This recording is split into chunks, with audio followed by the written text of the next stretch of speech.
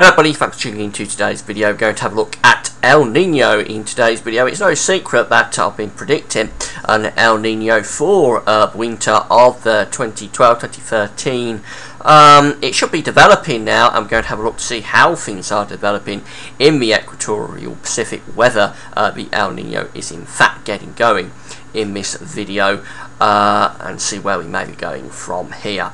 Before we get on with the video, I just want to talk about the advertising. There'll usually be a video ad overlaying my web videos at GazWebVids.com. Please play those videos because you will be supporting GazWebVids.com if you do that. I know that you do play the video ads, but please keep playing the video ads because you'll be supporting GazWebVids.com by doing that. There will always be video ads turning up on and off, so keep playing them and seeing what they're all about, and thanks very much for doing that. Okay, so we're going to start off having a look at what an El Nino should be looking like at this time of the year. Now, El Nino, as I've explained in other videos, peaks around Christmas. That's why it's called El Nino. It's the little boy, Christ child. It peaks around Christmas, but by now the El Nino should be well and truly establishing itself, really. But certainly the signal should be really starting to entrench if we was going to see an El Nino through the course of the winter.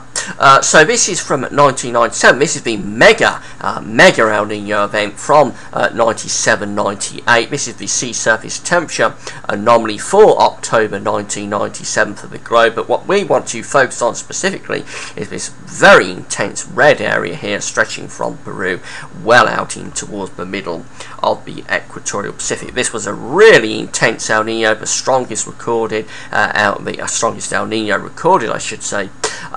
Really intense one this was, and already by October, well, very warm waters were establishing here through the equatorial Pacific. Now, it would be unreasonable, I think, to expect an El Nino now to be as intense as this, because after all, this was the most intense El Nino recorded. So let's have a look at a less intense El Nino. This one that we're going to look at here is from 2002, the El Nino event that we saw in the winter of 2002-2003. This is from 7th of October 2002. All these charts are coming from NOAA, by the way. They're all sea surface temperature anomalies from there. You can find this website on my links page. So again, let's focus on the equatorial Pacific from Peru, stretching out towards the middle and in fact stretching out towards the western side of the equatorial Pacific over towards Indonesia. But it's this area here, intense area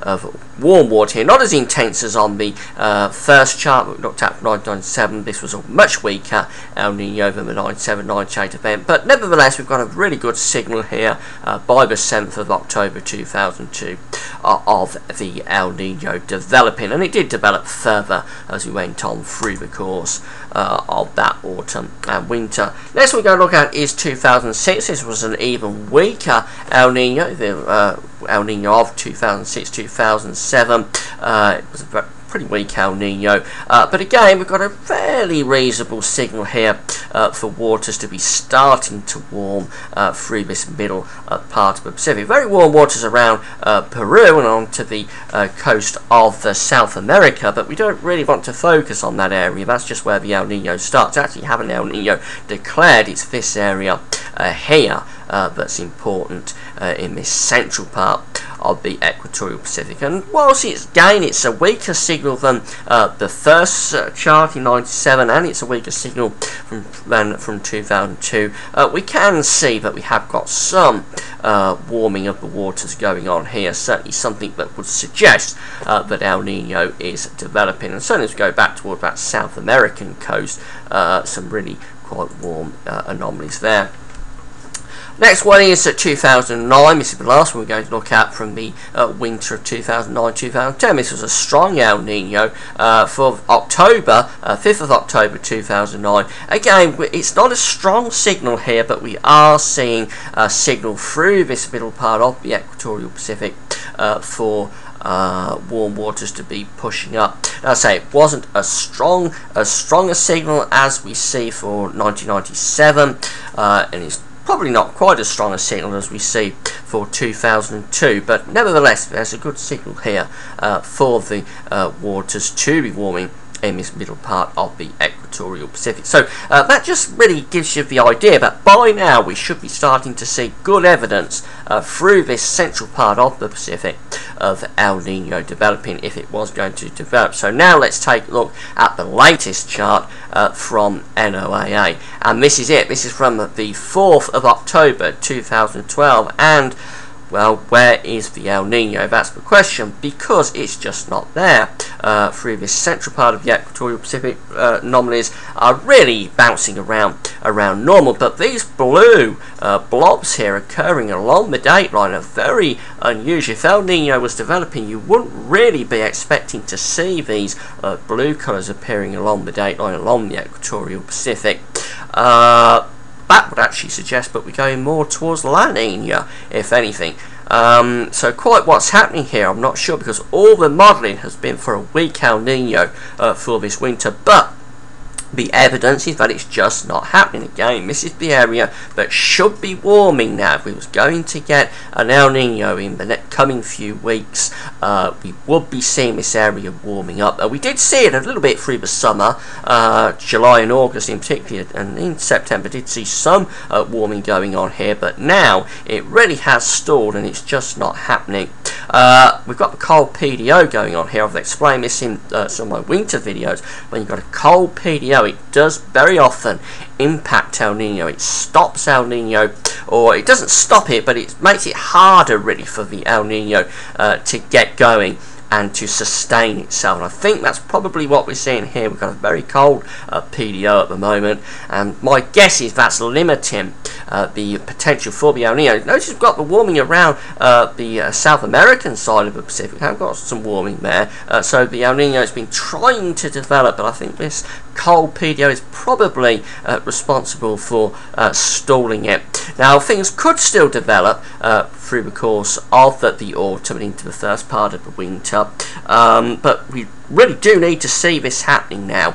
If it's going to happen, it's got to get on with it, because I don't think it's got much more of a window of opportunity really for that El Nino to develop. Now what I want to show you now is the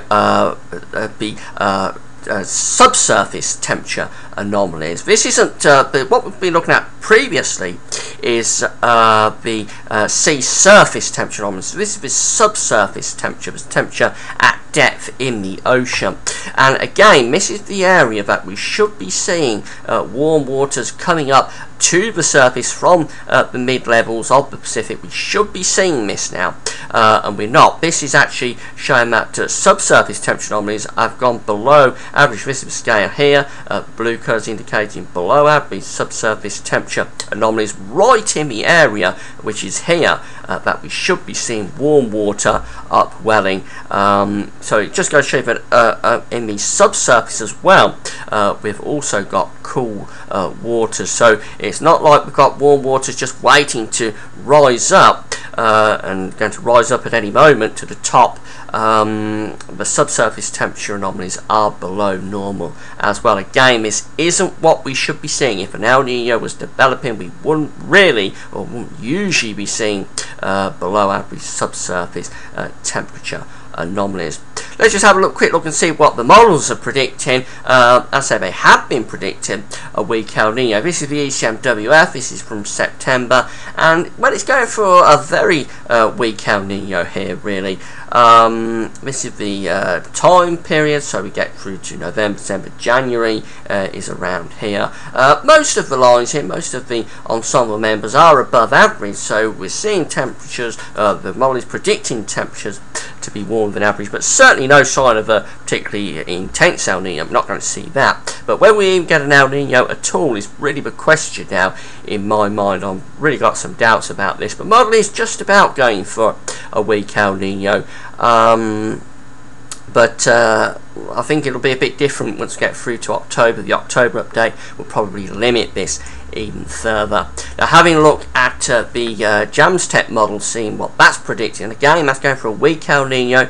This is the ensemble mean, this red line here. It's above 0.5. I've explained this in my other El Nino videos. To get an El Nino declared, the sea surface temperature anomalies have to go above 0.5 Celsius, above average, and it also has to go on for 5 tri-monthly periods. So this is going for, the ensemble mean is going for temperatures to just be above 0.5 Celsius, but only just, and it does keep it going until towards January, so we probably would just about get an El Nino declared here, but it's the very, very weakest of El Ninos if it was to happen at all.